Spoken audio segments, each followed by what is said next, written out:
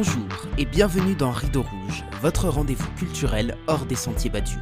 Je suis Alex, metteur en scène et fondateur du Bazar Culturel. Après avoir été 7 ans directeur de compagnie, j'ai monté un centre d'animation itinérant pour démocratiser l'accès à la culture et encourager les pratiques artistiques populaires. Dans ce podcast, je pars chaque semaine à la rencontre de personnalités, libres penseurs ou collectifs qui contribuent par leurs actions au partage des savoirs et des expériences. Alors si vous êtes à la recherche d'une parole engagée, montez vite à bord car le départ est imminent. Hola les amis, j'espère que vous allez bien et que vous êtes motivés pour cette nouvelle semaine qui démarre. Qui dit nouvelle semaine, dit nouvel épisode de Rideau Rouge, alors moi, forcément, je suis au taquet. Je vais finir par vous faire adorer les lundis, vous allez voir. Aujourd'hui, il sera question du stress et de comment s'en libérer grâce à une technique assez extraordinaire, l'Emotional Freedom Technique, aussi appelée EFT. Que ce soit dans nos vies personnelles ou professionnelles, il nous arrive tous de connaître des moments d'anxiété, avant une prise de parole, un examen ou une échéance quelconque. Pour nous en parler, j'ai choisi la sublime, la somptueuse, que dis-je, la phénoménale Marion Le Prieur. Connaissant Marion dans la vie réelle depuis maintenant 2 ans, je me permets ces superlatifs qui la mettront certainement un peu mal à l'aise, ce qui moi me fera beaucoup rire. Avant d'être une de mes amies, Marion est surtout une professionnelle hors pair. Après une formation d'ingénieur en biotechnologie, elle a choisi de mettre ses connaissances en biologie au service de personnes qu'elle accompagne en naturopathie. Constatant la place prépondérante des émotions dans les changements de l'individu, elle nous raconte aujourd'hui comment l'EFT a enrichi sa pratique. Hello Marion, comment tu vas ? Salut Alex, je vais très bien, merci. Je suis heureuse d'être là avec toi. Et toi, comment vas-tu? Eh ben ça va super et ça fait d'autant plus plaisir que je vois ton sourire en face de moi par écran interposé, c'est vraiment super chouette. Alors, comme tu le sais, je vais tirer une petite question dans mon jeu de cartes. Est-ce que tu es prête ? Je suis prête. Je décris mon premier téléphone. Ah, mon premier téléphone, c'était un tout petit téléphone. C'était quelle marque? Je crois que c'était la marque Alcatel. Il était tout petit, il rentrait dans la poche. C'était, c'était un petit bonus dans ma vie, mais il n'était pas collé à ma poche comme aujourd'hui.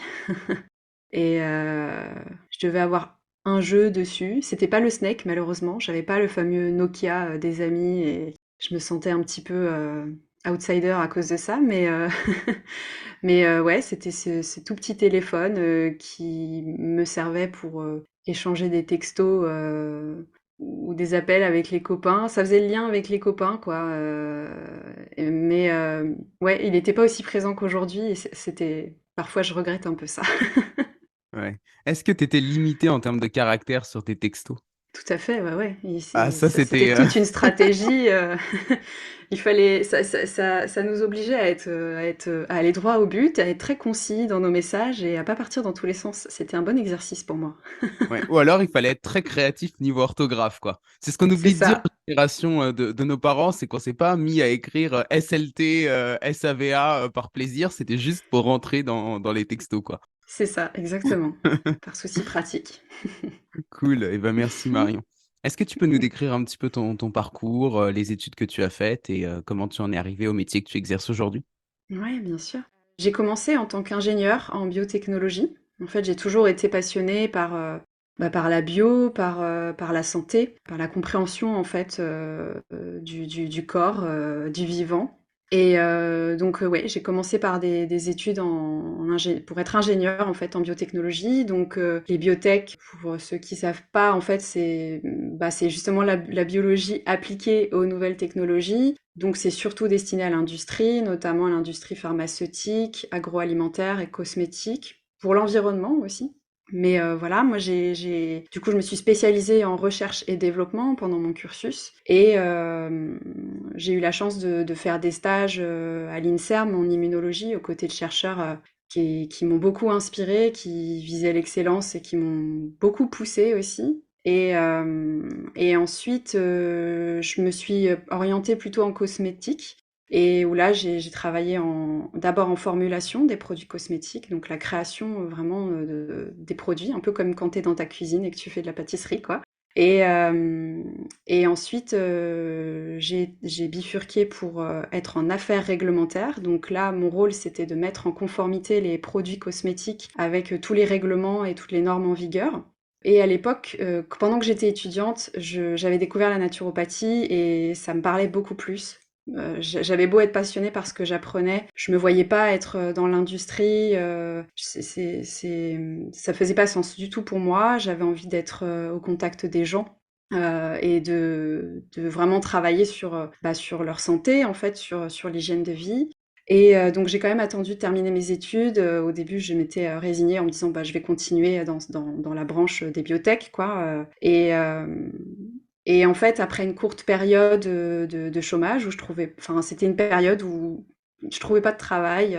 J'ai vu que je dédiais mon temps en fait à faire des recherches en fait sur l'alimentation, sur l'hygiène de vie, l'impact que ça a sur notre santé, sur les plantes aussi, sur voilà les vertus des plantes. Et là, je me suis dit bon il fallait plus nier ce qui se passait. Et voilà. Et après avoir travaillé 2 ans dans un restaurant, donc rien à voir, ça a été une super expérience où j'ai appris en fait, parce que j'ai travaillé aux côtés de personnes qui montaient leurs projets, bah j'ai appris ce qu'était la vie d'entrepreneur parce que ça tombait à pic parce que quelque part, bah, en tant que naturopathe aujourd'hui, en tout cas, on est majoritairement à notre compte. C'est très rare d'être salarié. Donc ça m'a permis un petit peu d'apprivoiser un peu ce monde-là et d'être moins impressionnée par ça. Et donc ensuite, eh ben, je suis allée faire des études de naturopathie pendant 2 ans et demi. Et voilà, je me suis lancée à mon compte. Et ensuite, j'ai complété aussi mon parcours avec la formation à l'EFT et aux outils de coaching. Donc, je crois que c'est le sujet du jour d'ailleurs. Donc l'EFT, en fait, c'est tout un ensemble de techniques. Déjà, ça signifie Emotional Freedom Techniques, donc ce qui veut dire technique de libération ou de liberté émotionnelle. Et bah, ça nous permet de ressentir un certain apaisement, de se libérer des émotions qui peuvent prendre de la place. Et voilà, je me suis rendu compte que c'était indispensable dans ma pratique aussi. Donc voilà, donc aujourd'hui j'accompagne les personnes notamment sur l'aspect préventif en fait de la santé, avec cet aspect émotionnel aussi quand c'est nécessaire. Et je travaille en collaboration aussi avec d'autres praticiens de santé, avec des psychologues, des kinés, des ostéos. Et voilà, je suis sur une approche pluridisciplinaire, même si je suis un peu, je rencontre les gens en individuel. J'échange beaucoup aussi avec les professionnels autour pour créer du lien en fait, même pour les personnes que j'accompagne et puis pour moi, pour l'évolution aussi dans ma pratique. C'est super intéressant parce que ça crée une approche qui est très complète. Et par exemple, enfin, j'imagine que tu peux avoir des personnes qui viennent te voir en pensant qu'elles ont une problématique en lien avec l'alimentation. Et puis derrière, on se rend compte qu'il y a plus peut-être quelque chose à travailler au niveau des émotions, non? Ouais, exactement. Je suis contente que tu soulèves ce sujet parce que effectivement, l'alimentation représente quand même un pilier important dans l'hygiène de vie. Or, je rends bien compte aussi avec la pratique que parfois c'est peut-être pas par là qu'il faut commencer. Je veux dire, quand on est justement très stressé, qu'on a une charge mentale très importante, qu'il peut y avoir même de la déprime, bah, ça peut être dur, ça peut sembler même insurmontable pour certains de prendre le temps de se faire à manger, de prendre soin en fait de son alimentation. Et d'autant plus qu'aujourd'hui, on a tellement d'informations aujourd'hui sur l'alimentation, sur l'impact. On voit bien hein, il y a plein de courants différents, etc. Que je me rends compte aussi que ça renforce certains troubles du comportement alimentaire chez beaucoup de personnes. Et donc voilà, ça demande aussi. C'est pour ça que je prends vraiment le temps aussi d'échanger avec les personnes qui viennent me voir pour voir un petit peu ce qui se joue. L'idée, c'est de pouvoir donner des conseils et être un soutien dans la mise en place d'une bonne hygiène de vie, mais surtout pas de véhiculer justement des injonctions qui pourraient en fait aggraver aussi ce type de problématique. Donc effectivement, il y a des personnes avec lesquelles on va commencer plutôt sur un travail émotionnel. Quand je me rends compte que c'est hors de mon champ de compétences, eh ben je réoriente vers des psychologues. Et puis après, s'il faut, on se repasse le relais pour travailler sur l'alimentation quand la personne est prête. Mais effectivement, c'est pas forcément par là qu'on commence. Super, merci pour cet historique. Est-ce que tu peux nous dire d'où ça vient, le FT précisément? Oui, alors en fait, ça a été Ça a été créé par un Américain, un ingénieur, qui s'est beaucoup intéressé à la psychologie et qui s'est inspiré quand même de la médecine traditionnelle chinoise, parce que pour expliquer en fait comment concrètement on pratique l'EFT, on tapote en fait sur des points d'acupuncture ou d'acupressure qui se trouvent sur le visage, sur le tronc et sur les mains. Donc je pourrais pas expliquer exactement comment ça fonctionne d'un point de vue scientifique, physiologique, mais en tout cas, ce monsieur avait posé l'hypothèse que lorsqu'il y a une émotion qui est dans le corps, parce que une émotion se manifeste dans le corps, en fait, c'est associé à des sensations physiques. Lui, il dit qu'il y a une perturbation dans notre système énergétique. Alors pour nous occidentaux, ça nous paraît un peu étrange, mais en fait dans la culture de la culture de la médecine traditionnelle chinoise ou même en Inde, dans l'Ayurveda, c'est tout à fait acquis en fait comme point de vue, mais du coup, en tapotant, en fait, on libère cette charge et on le sent d'ailleurs dans le corps. Les sensations se diminuent petit à petit pour aller plus vers un apaisement. Donc, pour te répondre, ça vient des États-Unis et ça a été créé, il me semble, dans les années 70. Mais c'est inspiré quand même d'autres médecines traditionnelles qui ont des millénaires en fait d'âge. C'est intéressant parce que les années 70, c'est aussi, bah, voilà, on est dans un contexte d'après-guerre. C'est le moment, où on commence, l'industrie de la consommation, où les gens deviennent de plus en plus stressés, où on rentre dans un régime de l'hyperproductivité. Donc c'est drôle, comme coïncidence, j'ai envie de dire, que ça apparaisse à ce moment-là. Ouais, tout à fait. C'est intéressant que tu mettes le doigt là-dessus parce que, en fait, justement, il y a un célèbre psychiatre qui était hollandais, qui a migré aux États-Unis et qui a fait toutes ses études aux États-Unis, qui a commencé sa carrière en accompagnant les vétérans de guerre, la guerre du Vietnam notamment. Et qui, voilà, ces vétérans étaient quand même pas mal laissés pour compte, hein, du fait enfin voilà, ils avaient énormément de traumatismes de guerre et ça donnait lieu à des comportements que personne ne comprenait et ils étaient mis de côté. Beaucoup se sont retrouvés aussi à la rue, en situation de précarité quand même importante. Et donc ce médecin s'est beaucoup intéressé à toutes ces pratiques qui incluent le corps dans l'accompagnement et le soulagement en fait de ces traumatismes. Et notamment, il y cite l'EFT comme outil parmi plein d'autres, mais il est beaucoup. C'est aussi lui qui a beaucoup mis en avant cet outil-là. Et comment est-ce qu'on sait que ça marche? Est-ce que c'est parce que, on a des témoignages des personnes qui l'ont pratiqué, qui font un retour? Ou est-ce qu'on Mmh. observe quelque chose, de l'extérieur? Comment est-ce qu'on sait? Mmh. Alors déjà, oui, il y a beaucoup de témoignages de personnes, même après une petite ronde, ce qu'on appelle une ronde de FT, c'est qu'on tapote sur chacun des points et ça fait une ronde. Même après une ronde, beaucoup de personnes témoignent de cette sensation en fait d'apaisement qui s'installe. Mais même au-delà de ça, il y a des études qui commencent à voir le jour et il y en a notamment une qui a été faite sur tout un échantillon de personnes dont le taux de cortisol a été mesuré dans la salive avant et après EFT. Le cortisol, pour préciser, étant une hormone qui reflète aussi notre niveau de stress en fait. Le cortisol est sécrété quand il y a un stress prolongé. Et donc ce cortisol a été mesuré à 30 minutes avant et après avoir pratiqué l'EFT et ils ont constaté vraiment une baisse significative du cortisol. Donc juste après déjà une séance. Donc voilà, c'est intéressant et je pense qu'il va y avoir de plus en plus d'études aussi qui viennent soutenir tout ça. Pour l'avoir essayé, d'ailleurs avec toi, c'est vrai Mhm. que ce qui est drôle en fait, c'est ce côté, tapotement justement, donc même, si on sait pas, quels effets on va trouver derrière, c'est drôle en fait de tapoter sur soi et donc juste ça, Mm. ça détend, d'une certaine Oui. manière. En revanche, ce qui peut être difficile, je trouve, tu vas me dire ce que tu en penses, c'est la phrase qu'on y associe, qui peut peut-être être compliquée pour certaines personnes. Est-ce que tu peux nous en parler, nous dire, de quoi il s'agit et comment est-ce que toi tu le fais? Ouais, tout à fait. En fait, ce qui va être important effectivement dans l'EFT, même si c'est pas indispensable, c'est vrai que quand je travaille avec les gens, comme il y a un échange en amont, je leur demande s'il y a déjà des sensations physiques dans le corps. En fait, je leur demande de se focaliser sur, selon la problématique sur laquelle on travaille, ça peut être sur un souvenir ou sur même parce que quand il y a de l'anxiété c'est plutôt sur ce qu'on projette, hein, donc ça peut être aussi de se focaliser sur les scénarios catastrophes entre guillemets qu'on peut se faire dans la tête. Je leur demande de se focaliser dessus et je leur demande ce qui se passe, de me décrire ce qui se passe dans le corps quand ils sont focalisés là-dessus. Donc ça peut être des sensations, un nœud dans le ventre, dans la gorge, enfin peu importe. Et je leur demande quelle émotion ce serait en fait. Et déjà rien que cet exercice-là, c'est vrai qu'il est... Enfin moi j'ai appris très tardivement déjà ce qu'était une émotion et à mettre des mots dessus. Donc effectivement c'est tout un exercice. Et ensuite, à partir de là, une fois que tout ça a été nommé, en fait, en tapotant, on nomme ses émotions, on nomme la situation. Et en fait, quelque part, moi, j'essaie de faire au plus juste avec ce que me dit la personne, hein, c'est hyper important. Donc, je réutilise les mêmes mots, etc.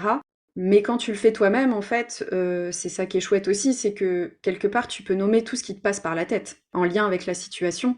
Donc ça peut être effectivement les pensées qu'il pourrait y avoir, du type je suis nulle, je vais jamais y arriver, ou que sais-je. Ça peut être toutes les sensations, vraiment tout ce qui passe par la tête.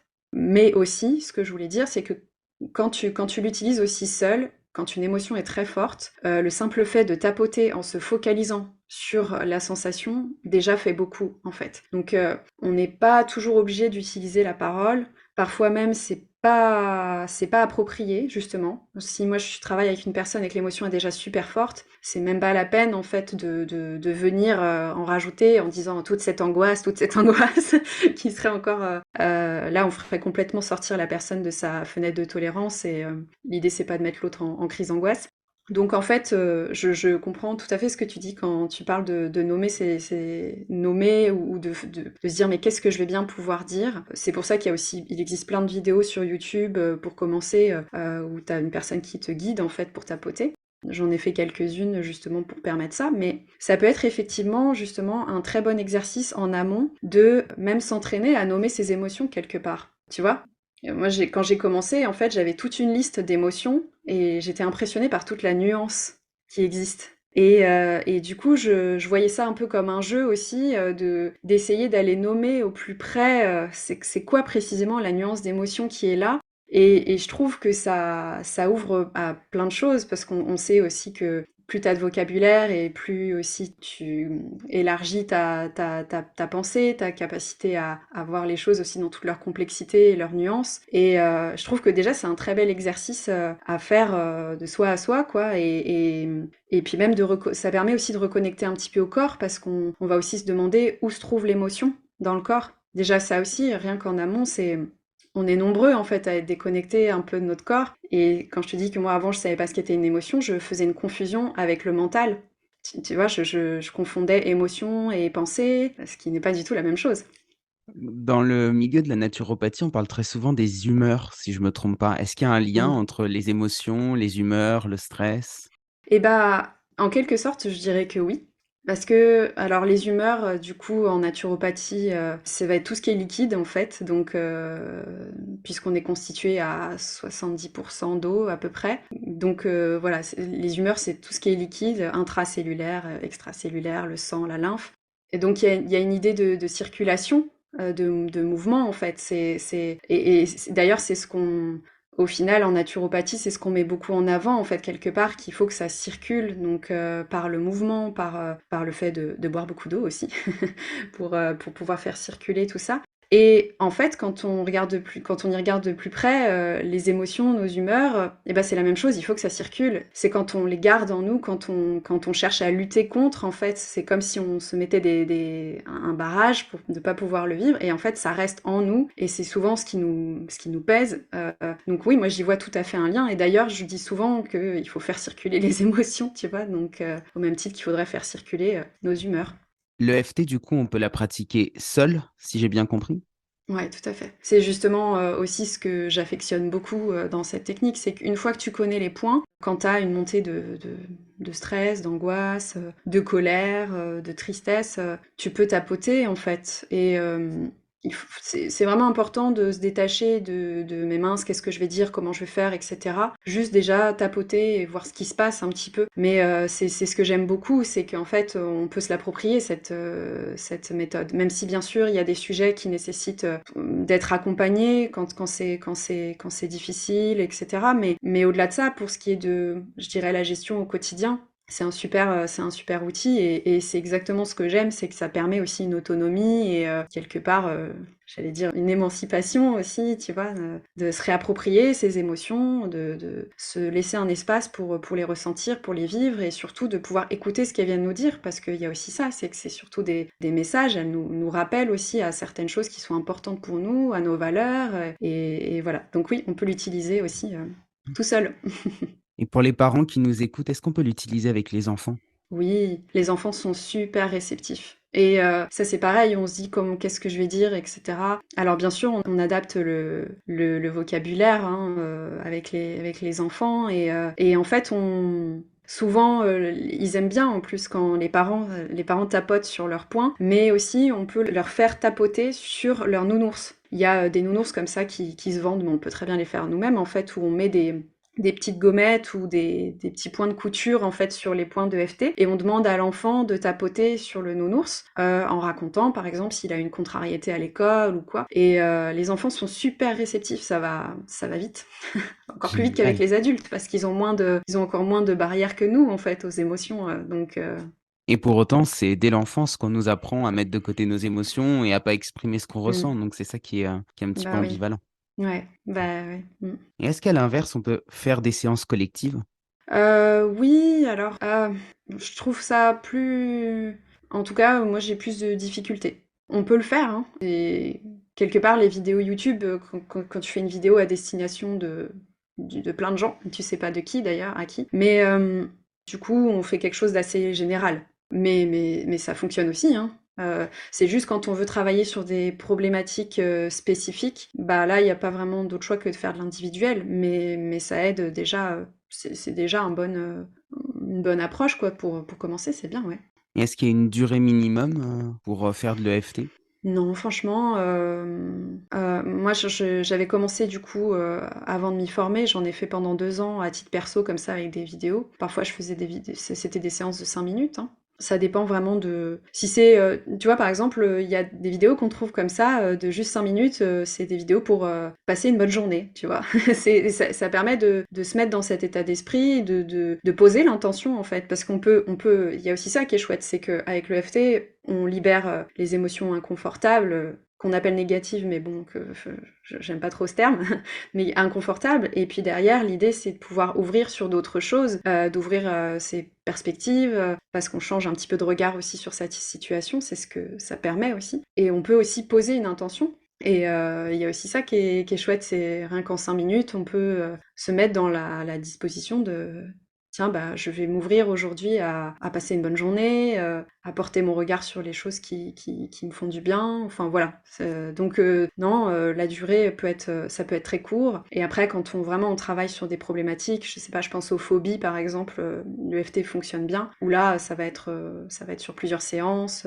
Voilà. Donc ça dépend vraiment de la problématique. Mmh, super, c'est ça qui est intéressant, tu vois? Parce que je pense justement à une gestion quotidienne. On est de plus en plus nombreux aujourd'hui à avoir des petits rituels le matin, soit, de Mm, méditation, de mm, respiration ou autre et le fait mm. peut-être d'implémenter, l'EFT dans cette routine-là, ça peut être intéressant surtout, si, ça occupe aussi peu de temps, quoi. Ouais. Ah ouais, ouais, complètement. Ça, on peut le faire sous la douche, j'en sais rien. Enfin, c'est ouais, même juste une ronde. Est-ce que toi, Mm. justement, tu as des rituels du matin? Et bah écoute, en ce moment, je lâche un peu mes rituels du matin, mais oui, le rituel principal que je peux avoir justement, c'est de prendre un temps pour déjà juste me demander comment je me sens, de questionner, voilà, tiens, comment je me sens là dans mon corps ce matin, avec quoi je me lève. Et effectivement, du coup, je vais tapoter. Donc, s'il y a des choses qui me tracassent, bah, je vais tapoter dessus. Et si je suis déjà bien disposée, et bah, je vais tapoter pour, ouais, bah, justement, passer une bonne journée, me dire qu'aujourd'hui ça va être super, que je m'ouvre voilà, aux opportunités qui se présentent. Ouais. Donc, ouais, ça fait partie de mes petits rituels du matin. J'aime bien commencer la journée comme ça. Et puis aussi parfois au coucher. Si j'ai envie de si je veux me coucher plutôt apaisée, pareil pour faire un sas aussi avec la journée, couper et être disposée à bien dormir, détendue. Ouais, ça fait partie aussi de mes petits trucs. Ouais. Super. Tu as utilisé tout à l'heure un mot que j'aime beaucoup, qui est le mot d'émancipation. Quel regard est-ce que tu portes aujourd'hui sur, de manière un peu générale, hein, mais sur, bah voilà, sur la façon qu'on a de rendre les gens dépendants bah d'une médecine en particulier ou d'un système de santé ou d'un médicament? Vaste question, ouais. Bah, j'aurais plein de choses c'est sûr, à redire sur le système actuel. Je vois tellement de personnes en errance médicale aujourd'hui qui sont dans un état de détresse qui ne devrait pas être en fait dans notre société actuelle justement avec soi-disant tous les progrès technologiques, voilà. Moi, très clairement, je suis pour une approche de santé intégrative en fait, qui déjà fait plus le lien entre les différents professionnels de santé mais surtout qui remet au centre le patient, qui l'implique en fait, parce que c'est vrai que ça peut la santé, la physiologie, comment fonctionne le corps, ça peut paraître très inaccessible, alors que, enfin, moi je pense qu'on devrait tous avoir accès à ça, parce que bah, c'est notre santé en fait, et c'est notre corps. Évidemment, hein, je suis tout à fait au fait qu'il y a des choses qui sont très pointues et on n'a pas l'expertise de spécialistes qui se sont formés pendant des années à ça, mais je dirais plus oui, d'inclure quand même le patient dans la décision et de prendre le temps d'expliquer. Moi, ça me semble hyper important. Et c'est vrai qu'aujourd'hui, bon, par manque de temps pour beaucoup de praticiens, tout est fait un peu. On cherche à sauver les meubles, quoi. Donc, et puis, bah, c'est ce qui fait aussi, moi en tout cas, c'est pour ça que je tiens beaucoup à ce rôle de prévention. C'est que l'idée, c'est qu'il y a plein de pathologies aussi qui pourraient être évitées si on prenait plus le temps de faire de la prévention. Et en tout cas, en tant que citoyen, on y gagnerait tous. Ce que tu dis est très vrai et d'un autre côté, j'ai la sensation qu'il y a de plus en plus, d'approches, alternatives qui sont, vendues, j'utilise exprès ce mot, sur internet Mm, et qui du mm, coup créent, toute une série de dérives. Tu parlais tout à l'heure du nombre incalculable de régimes alimentaires qu'on trouve, sur internet, mais il y a énormément d'approches comme ça en fait qui sont, enfin voilà, qui sont un coup à la mode et puis le lendemain plus, mais en tout ouais. cas, qui perdent aussi un petit peu les gens et j'ai l'impression que ce qui est très Mm, compliqué aujourd'hui, tu vois, c'est qu'on a les 2 extrêmes. On a un système de santé, allopathique qui est très fermé et très, réfractaire à tout ce qui pourrait être, de l'ordre de l'alternatif et de la santé intégrative et à côté de ça, en fait, on a une espèce d'encyclopédie, énorme dans laquelle on ne sait pas trop où mm. regarder quand on démarre et qu'on est un patient qui veut juste prendre en main sa santé, quoi. Ouais, bien sûr. Ouais, mais complètement. Et ça a beau être en apparence à l'opposé, moi j'ai l'impression que ça répond à la même chose qui est ce besoin d'instantanéité en fait, d'avoir une solution tout de suite comme ça, clé en main. Alors qu'en fait, l'être humain est tellement complexe, on est tous différents. Et moi, c'est ce que je dis à chaque fois aux gens qui viennent me voir. Je vous préviens, j'ai pas de recette miracle. Ça va être, ce sont des choses qui prennent du temps en fait. Et c'est important de le prendre ce temps-là. Et j'ai l'impression que dans les deux cas, ça veut répondre à ce besoin d'instantanéité, en fait. Que ce soit pour la médecine allopathique ou dans le cas justement de ces régimes miracles, alimentation miracle, etc. Et d'ailleurs, on le voit bien quand il y a une plante ou un aliment qui est mis en avant, qui a le vent en poupe dans les médias, et bah tout le monde se rue dessus, quoi. Et même beaucoup trop. Beaucoup trop. En fait, j'ai l'impression que dans les deux cas, c'est comme si, ouais, il y avait un manque de, peut-être, enfin, une fois de plus, hein, je veux pas que ce soit pris comme une critique, ce que je dis, mais ouais, comme un manque de nuances en fait, c'est comme si on oubliait que l'être humain est complexe en fait, qu'on oublie que cette complexité-là. Et effectivement, je comprends la confusion qu'il peut y avoir pour beaucoup de personnes en fait sur Internet qui ont envie de se réapproprier justement leur santé, leur hygiène de vie, qui ont envie de bien faire et qui sont perdus dans ce flot d'informations. Mais c'est pour ça aussi que je trouve le FT intéressant, entre autres, c'est que l'idée aussi c'est de pouvoir renouer avec le corps, avec ce qu'il nous dit, et du coup de pouvoir tester des choses, je sais pas, même des petites choses justement, bah tiens, qu'est-ce que ça fait quand je prends le temps de méditer, tiens, quand je fais de l'EFT, quand je prends un petit déjeuner protéiné le matin, comment répond mon corps en fait, parce que c'est quand même une formidable boussole, quoi. Il y a un autre mot, tu le sais, qui est important pour moi, c'est celui de démocratisation. Est-ce que, enfin, quel sens tu lui donnerais, toi, à ce mot, à partir de ton parcours, de ton travail, de qui tu es, hein? Sachant que, bah voilà, toi, tu es dans le domaine plutôt de la santé, moi plutôt de la culture, donc on va pas y mettre le même sens, mais je trouve intéressant d'avoir Mmh. ta définition.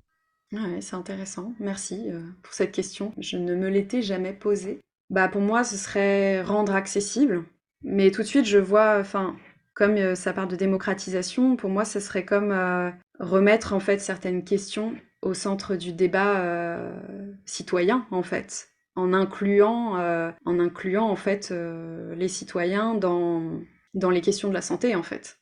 Moi, en tout cas, moi, c'est comme ça que je le vois. Je sais pas si ça répond à ta question. Ouais, carrément. Carrément et Mmh. ça rejoint aussi la définition que j'en donne quoi, qui est pas juste, un accès au savoir ou un accès à une connaissance, mais qui est vraiment une prise en considération de Mmh. la personne à qui, on transmet ce savoir et Mmh. bah, de l'inclure en fait dans Ouais. cette démarche, Mmh. de réflexion. Tout à fait. Tout à fait, ouais. Est-ce qu'il y a un livre qui t'inspire ou un Ah! livre que tu as envie de transmettre, aux auditeurs? Il y en a plein qui m'inspirent, mais là, justement, en ce moment, je lis un livre, que m'a offert ma tante. C'est le dernier livre, qui a été écrit non pas par Edgar Morin, mais sur Edgar Morin. C'est, une conversation, c'est un ensemble de conversations avec lui sur, son enfance, sur, la résistance, parce que c'était un résistant, sur sa vision de la santé aujourd'hui, de la société en fait aujourd'hui. Et je prends beaucoup plaisir à découvrir le travail de ce monsieur qui justement est pour une pensée complexe en fait, qui est pour le fait de faire le lien en fait entre les différentes professions, que ce soit au sein de la santé, mais pas que en fait. Je crois que c'est justement aussi tout le problème aujourd'hui, c'est que on a tellement tout cloisonné. C'est comme si on avait voulu couper l'être humain en petits morceaux pour pouvoir mieux le comprendre. Et je crois que on n'est pas sur la bonne route quand on fait ça.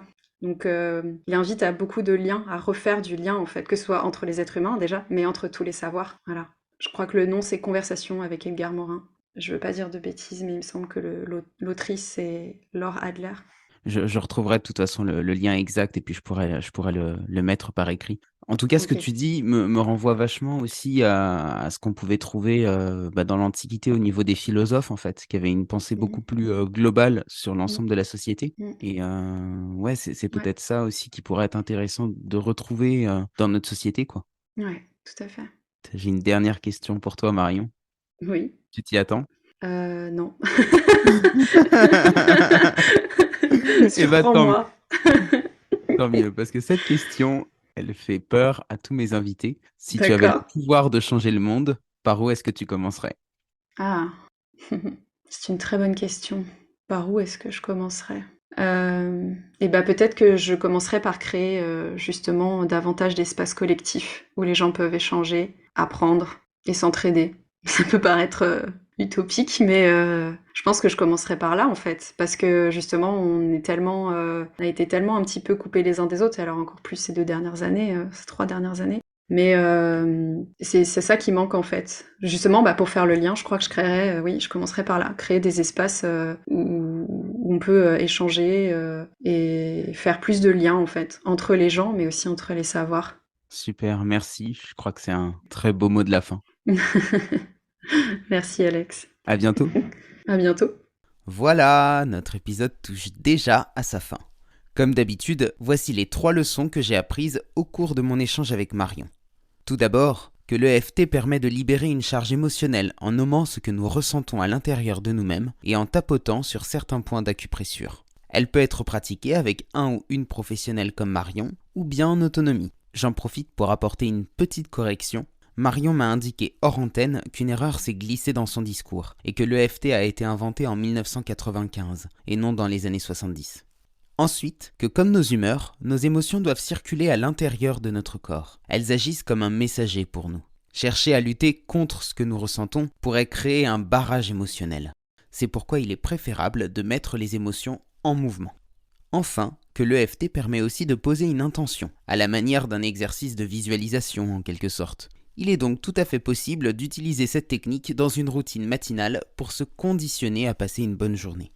Si le podcast vous a plu, n'oubliez pas de lui laisser une note positive et de vous abonner si ce n'est pas déjà fait.